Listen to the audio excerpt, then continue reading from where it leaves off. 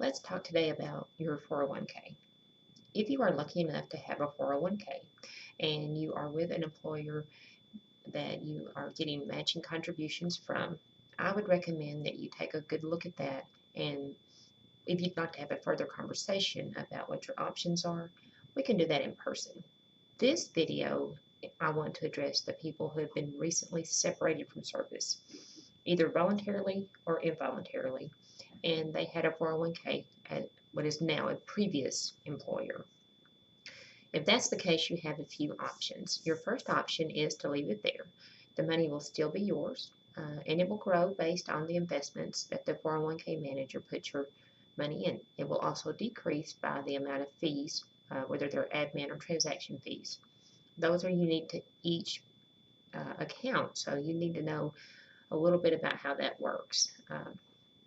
Now, if you leave it there, you will no longer be able to make contributions to that specific account, and your employer will not be making any contributions for you. So its growth will be just based on any gains. So you have the option to also move it. If you want a little bit more control, we have policies that are more self-directed. You can roll that money into a new IRA or a new qualified plan. If you do this and you do a direct transfer, there will be no tax liability for you. There are other ways to do transfers, indirect rollovers, and that sort of thing. And each of those is sort of a unique situation depending on your account and how you roll it over. So we would need to talk a little bit more in depth about your specific situation to understand what the best way to roll it over might be for you. If you need to cash it out, you have that option. I would be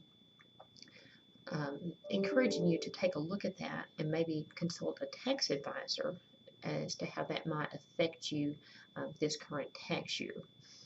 You have some options as far as being able to claim some COVID-19 things right now that can help you avoid the extra penalty for taking it out if you're under 59 and a half. And there are some other unique situations that are also exceptions to that 59 and a half rule. Just be aware that for the most part, if you are under 59 and a half, there's an extra 10% tax liability on top of your regular tax rate for taking out your qualified funds. There's many other options we have here as far as qualified plans, whether it's an IRA or if you want to put it into another type of self-directed plan. I can talk to you about your unique situation and see which options might be better for you as far as plans go. Just know you do have options.